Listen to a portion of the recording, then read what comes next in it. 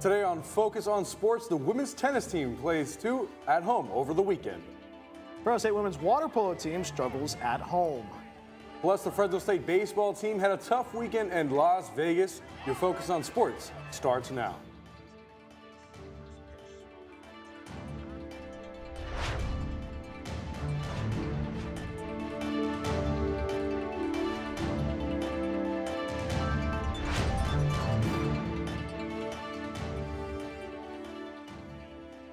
Hello and welcome to Focus on Sports. I'm Abraham Cruz. And I'm Brian Welch. We have a great show for you as we start things off with breaking news. This afternoon, just announced the head coach of the Fresno State women's basketball team, Jamie White, is stepping down. White had an overall record of 196 wins and 156 losses in her 11-year coaching career with the Lady Dogs. A national search for the next head coach has already started. As we learn more in the coming days, we will share that with you in our Fresno State Focus newscast on Wednesday. And this news just kind of went out of left field, Abe. What does Fresno State women's basketball do now? Yeah, I mean, it's very sudden. With something like this, you don't really have a plan for it. You just got to make best for it, look forward, keep on going, see what it's going to be best for the program. How do you think? You have to be able to prepare. You're going to the Pac-12. You have to find somebody with Power 4 coaching experience. If it's either a head coach or an assistant coach, you have to be able to get yourself to the next level, which the Bulldogs will be in the Pac-12 in 2026. Sure. The Fresno State women's tennis team is chasing their second consecutive home conference win on Sunday against Wyoming after beating Colorado State on Friday. In doubles, courts 1 and 3 had nail-biting matches. Both matches saw comebacks from a 2-5 deficit. The Lady Dogs ended up losing the doubles point. They did win on courts 1 and 6 and singles. Courts 4 and 3 were in tiebreaker situations deep in the third and final set. Bulldogs won on court 3 but fell short on court 4, giving the Cowgirls the win.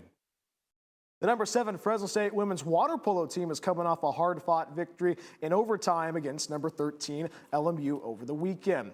The Dogs lost 11-9 in a thrilling matchup at home on Saturday. It was a tight game with 7 lead changes, but the Bulldogs came up just short. Senior Brooke Ochoa was the star, scoring 4 goals to become the program's all-time leading scorer with 197 career goals. Fresno State led 9-8 late in the fourth, but LMU tied it up and kept the Bulldogs scoreless in overtime. The loss drops Fresno State to 9-7 overall and 3-1 in conference play.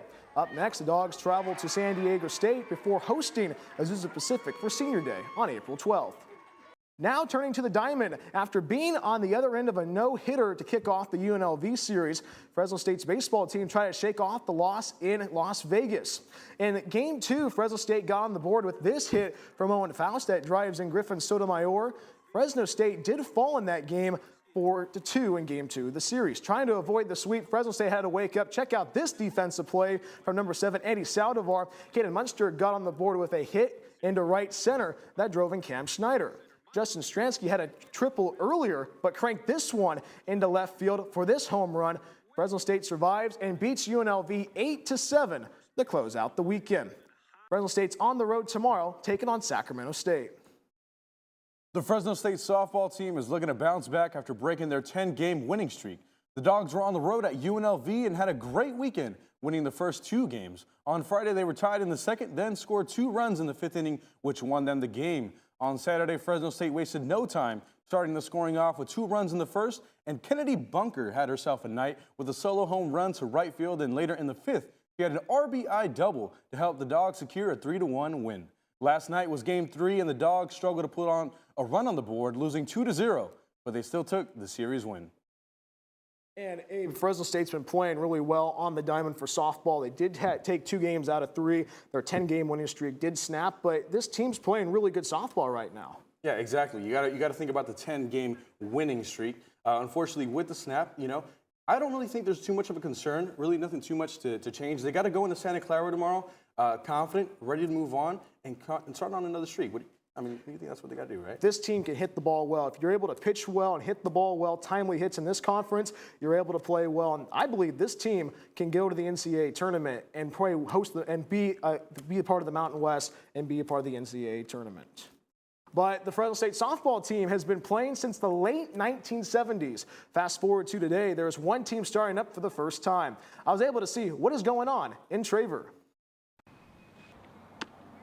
That is the sound that is new to the small town of Traver in South Fresno County. Traver Elementary School, home of the Mustangs, has started a girls softball team for the first time ever.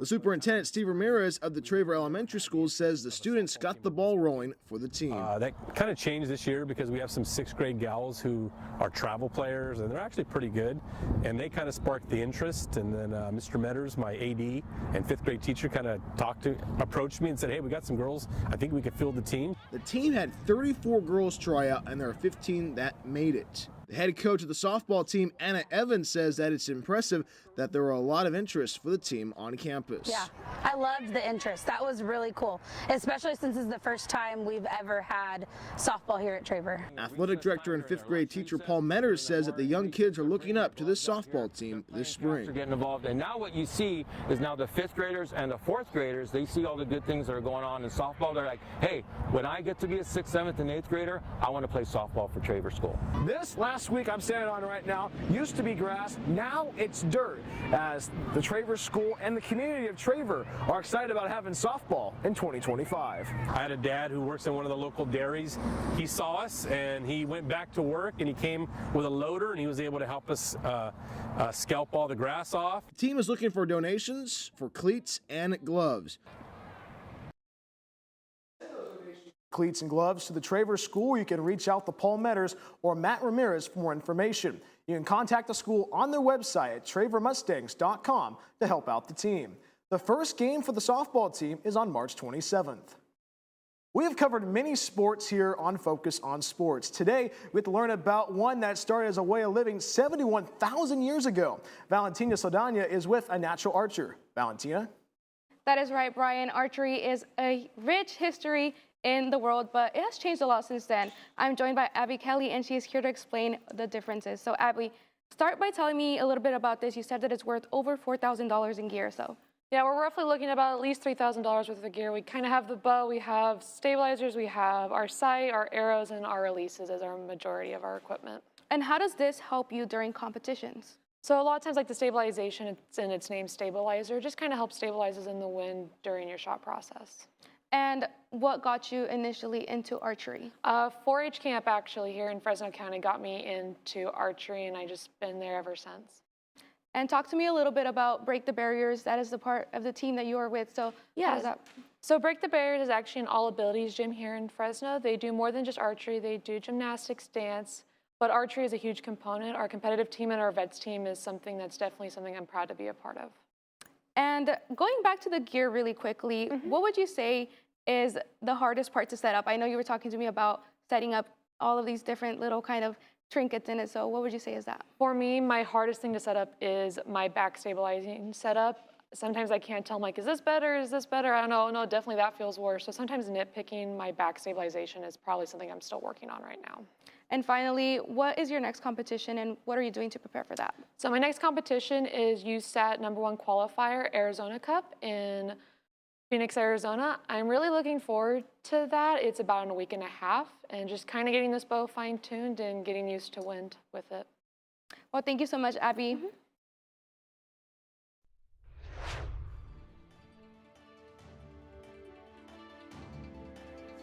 Coming up on Focus on Sports, crack open the Cracker Jacks. Opening day for the MLB is this week. Plus, the Western Conference is heating up in the NBA. Can the Lakers find their Mojo Jojo again? More of your Focus on Sports after the break. I got the bulldog spirit up in my head. Up in my head. Up in my head. I got that bulldog spirit up in my head. Up in my head to say. I got that bulldog spirit deep in my heart. Deep in my heart. Deep in my heart. I got that bulldog spirit deep in my heart. Deep in my heart to stay. I got that bulldog spirit. Down in my toes. Down in my toes. Down in my toes. I got that bulldog spirit. Down in my toes. Hey. Down in my toes to stay. I got that bulldog spirit up in my head, deep in my heart, down in my toes. I got that bulldog spirit all over me to stay. I got that bulldog spirit deep in my heart. Deep in my heart, deep in my Hey, welcome back. The Los Angeles Dodgers are the first team to take a series win for the 2025 season. In Game 1 of the Tokyo opening day Tokyo series, the Cubs started scoring in the second inning, but it was Tommy Edman from the Dodgers hitting an RBI single to bring in hometown hero Shohei Ohtani to tie the game. The Dodgers scored 3 more runs by small ball to take a 4-1 victory. And at Game 2, the Dodgers started scoring early, bringing in 2 runs in the second. But in the third, Tommy Edman went yard, bringing in the first home run of the season to extend the Dodgers' lead. The Cubs brought in a few runs, but it wasn't enough to catch up to the Dodgers, especially after this solo home run from Kiki Hernandez and Shohei Ohtani. Final score for the game was 6-3, with the Dodgers taking the series. Opening day for the Fresno Grizzlies is less than a month away. The front office staff has been hard at work during the offseason. Bianca Gonzalez went down to Chicktansy Park to see how the staff prepares for the upcoming season. Opening day is approaching fast for minor league baseball, and the Fresno Grizzlies front office staff has been preparing since the beginning of the offseason back in November. Eric Moreno spent his offseason at his new job, Director of Ticket Operations, and he explains what he loves about his new position. That what we do, we sell fun, that this is a fantastic opportunity to get your foot in the door in sports to work here, but as a fan, that fun is guaranteed. Down the hall from Moreno is Vice President of Operations Abby Lawson, who has spent the last few years looking over staff during the season. She also happens to be one of the few women working in the front office. She explains her role in representing women in all areas of sports. I think we're growing slowly but surely, but I know there's a lot of responsibility on my part to make sure that a woman's voice is also heard in whether it's meetings or marketing or whatever. The front office staff doesn't just stay cooped up upstairs. They also spend lots of times going around too, here on the field, interacting with in-game entertainment, helping out other departments, or even down here at the ticket office, helping out staff and assisting with season ticket holders. Or down at the team store like manager Eli Pasquale, who recently got promoted and has a special way of coming up with new designs for merchandise. I'm always thinking about the fans and what they want. A lot of the times they think like, oh, you guys don't want to order this for us, but you guys are always telling me, oh, this would be cool to have, this would be cool to have, and I actually take note of that. Whether it be during the regular season or in the middle of the off-season, front office staff is hard at work to do their part in bringing joy to baseball fans. At Chicktansy Park, Bianca Gonzalez, Fresno State Focus. The Grizzlies' opening day is April 4th. The first pitch is scheduled for 7 p.m. The West Coast is in a slump. It was not a good weekend for the 4 California NBA teams. The Warriors fell to the Atlanta Hawks on Saturday, 124-115. They played this one without their leader, Stephen Curry, who missed the game due to a pelvic bruise he suffered on Thursday. He is traveling with the team to Miami for their matchup tomorrow, but his status is set to be determined. LeBron James made his return from injury on Saturday, but that was spoiled by the Bulls' dominant win. The Bulls dropped 81 second-half points against the Lakers. They beat the Lakers 146-115. Now let's get into some of the upcoming sports for this week.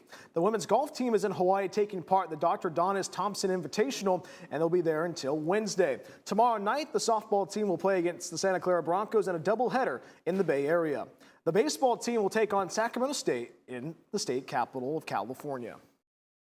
It's our favorite time of the show. Who is your top dog of the week? Now, my top dog of the week happens to be Soraya Neese, with a mention of Mountain West Pitcher of the Week, her first mention for the weekly honor. Valentina, how about you? My top dog of the week is Justin Stransky. He has really stepped up to the plate for the Diamond Dogs. He has a really big hit yesterday's game in UNLV, and that's 6th home run of the season, first in the team, so he's leading the Dogs that way and in other ways. What about you, Brian? Well, Valentina, you talked about the Diamond Dogs. I'm talking about the Water Dogs. The Fresno State women's water polo team, it was not they did not expect, it was a tough game, but Brooke Ochoa stood out to me, able to score 4 goals. She was quiet in that first half, able to score 4 goals in the second half. Oh, by the way, being the all-time leading scorer for Fresno State women's water polo, that accolade. Just a very impressive performance. That's my top dog of the week. And that's our show. We will not have a sportscast next week as our campus is closed to celebrate and honor Cesar Chavez Day. We'll be back in 2 weeks with more of your weekly focus on sports. And there will be more sports on Wednesday with Ricardo Lozada on your Fresno State Focus newscast. We will see you next time.